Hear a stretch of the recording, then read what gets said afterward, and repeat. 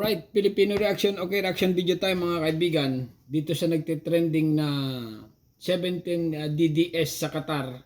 Nagbayad daw ng mahigit 1,000,000 ang bawat isa. Ibig sabihin, binayaran ng government of the Philippines itong 17 na nagrally sa Qatar. Ito na mga kaibigan, si Kuya Munting Tinig na talaga namang nagagalit sa mga OFW sa Qatar nga. Na nagpasaway nga daw sila, okay, at government ng Pilipinas ang nagbayad. Ito na. Hindi kayo dyan tulungan dahil kayo nag-abnormal. O ngayon, tutulungan kayo ni Sara Duterte. Tutulungan kayo ni Rodrigo Duterte. Tutulungan kayo ni Maharlika, ni Harry Roque. Dahil alam ninyo na hindi pwede ang mga ganyang klaseng aktibidades sa Arab country, ginawa pa ninyo. Yan na. Okay lang sana kung kayo po ang magkaradunot kung sa Ilonggo pa, o kung kayo lang sana dyan ang mabulok, o kayo lang sana dyan ang mamroblema, problema pa kayo ngayon ng bayan. Yan na. Problema kayo ngayon ng Marcos administration. Dahil alam naman natin, ang presidente natin ay hindi po masamang tao. Tama. Pero dapat sa inyo, marami pong mga nagsasabi na sana ay hindi kayo dyan tulungan. Dahil kasalanan po ninyo yan. Ayan mga kaibigan, ang ating mga kababayan na OFW ay pumapalag nga dahil nga yung nangyari sa Qatar na 17 nagrally, nagpasaway, ayun na nga, arestado. Ang magdudusa, nagbigay ng problema sa Pilipinas, ayun na nga, Pilipinas ang magbayad or nagbayad na siguro. 17 DDS sa Qatar, nagbayad ng mahigit 1,000,000 bawat isa. Ang masaklap pa, makukulong pa sila ng 3 taon. Ganun, bayad na, kulong pa. Nag-inabno kayo. March 13 pa lang sabi ko nga sa aking dating upload, March 13 pa lang, sinabihan na kayo. Sinabihan na kayo na wag kayo mag-conduct ng mga ganyang klaseng aktibidad. Ay matigas nga ang ulo eh. Kasi nga loyalista daw sila or solidarity. Okay? Yun na nga. Yun tatawag nilang loyal. Okay?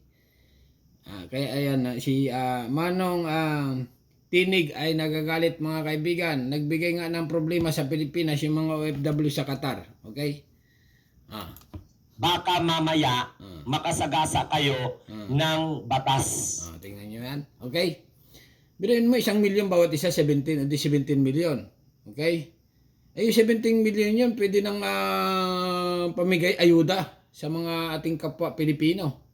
O diba? Maraming mabibili doon. Kaya lang, yung iba na nating kababayan sa Qatar, matitigas ng ulo, sinabihan na pala na wag na mag-rally-rally. Ay rumali pa rin ng rumali. Birthday daw, ayun. Nag-birthday sa kulungan. At nung nakalaya na daw eh. Nung nakalaya, ay malalakas pa daw ang loob at nagsisigaw ng mga ganito, ganyan. Tuloy daw. Walang kadala-dala. Pero dito lang tayo kay Manong Tinig TV. Banat. Ang problema sa inyo, nag-inabno kayo. Mantakin mo kamunting tinig. 17 sila. OFW ang status ninyo. Naghanap buhay kayo para sa pamilya ninyo. Umalis kayo ng Pilipinas para bigyan ng magandang kinabukasan ang inyong mga pamilya. Doon po sa Qatar. Kayo nagtrabaho. Guys, sa sobra ninyong fanatics, Yung mga nagpapakalat dito ng sabi nila, okay, sa part ng Europe, zero remittance daw. Okay, maniwala doon, okay, sumunod doon. Ang sumusunod lang doon, yung mga walang pira. Pero pag kayo may mga pira, magpadala kayo kasi nga kawawa yung mga pamilya nyo. Okay? Umaasa. Okay, continue. Manong Tinig. Munting Tinig. Continue. Ko, nagasobra pa naman kamo sa mga kulto, mga abno. Yan na, nagalit na. Alam nyo na gani na bawal, gagawin nyo pa. Ino-orient kayo bago kayo umalis. Pinagsasabihan kayo ng mga batas ng mga bansa na gusto ninyong puntahan at pagtatrabahuan. Tama. Pag nagkataon na purnada ang kinabukasan ng pamilya ninyo, makukulong kayo sa loob ng 3 taon, at magmumulta pa kayo ng mahigit sa 1,000,000. Ay, grabe. Ganon. Hindi na malaman ng balita kung nakalabas na or hindi pa. Okay? Kaninong kasalanan? Ayan. Komersyal mula kay Munting Tinig, we as TurboTax customer. Okay? Skip muna natin yan. Okay, continue. Manong, Munting Tinig, puso mo, baka takihin ka, ha? Dapat sa ibang lugar, ganyan din mangyari, no? Kaya wala kayo kadala-dala. Ha? Tingnan mo, nakakahiya. Nako. Nakakahiya sa sambayan ng Pilipino na mayroon kaming ganyang mga kababayan na mga abno. Ay, nako. Talaga. Ha? Mga abnormal. Hindi marunong umintindi. Hindi marunong umunawa. Matigas ang ulo, ano? Matigas ang ulo, sabing huwag na Pantakin mo mag-rally. yung mga kamot. Huwag na mag-rally. Nag-rally pa na nag-rally. May payo-payo pa parang nalalaman. Tinig. Ayan, high blood, oh. Deserve nyo yan. Talaga naman. Kaya hindi lang pala, kaya tama talaga pala yung pagkumpirma ng ano tawag nito, ng Philippine Embassy sa Qatar na mayroon tayong mga Pilipino, kapwa Pilipino na inaresto at na-detain. So hindi natin akalain ganun pala ka-severe ang punishment. Matindi, wala yun. Matindi. Bulong mo, kulong ng 3 years.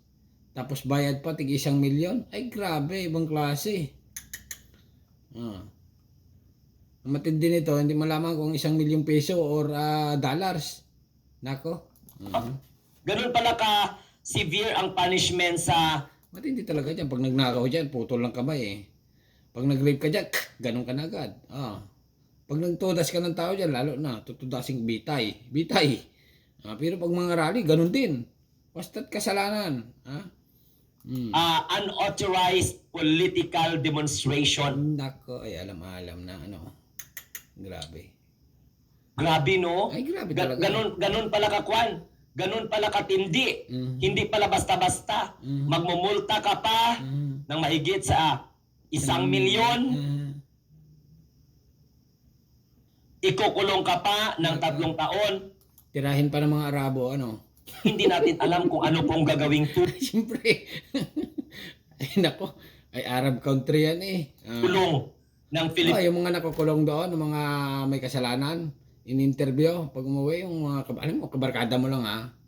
Tanong mo yung mga nagkatar, yung mga nakulong na Pilipino, anong ginagawa? Ay, tinitira doon. Ala sila. Philippine Embassy sa kanila. Pero marami tayo sa mga kababayan natin na nagsasabi na dapat hindi na kayo tulungan.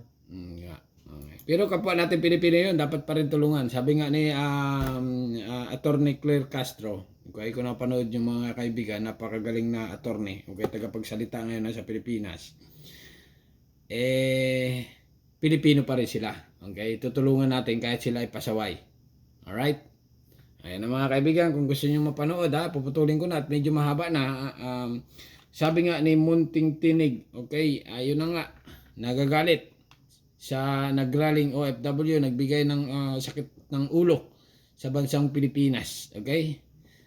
Alright, nadadamay ang ibang nating kababayan doon na hindi hindi nag-rally, tahimik lang. Siyempre, damay na rin sila kasi nga issue sa kanila. Alright? Hanggang dito na lang mga kaibigan at subscribe my channel. Don't forget, comment. Bye-bye. Thank you.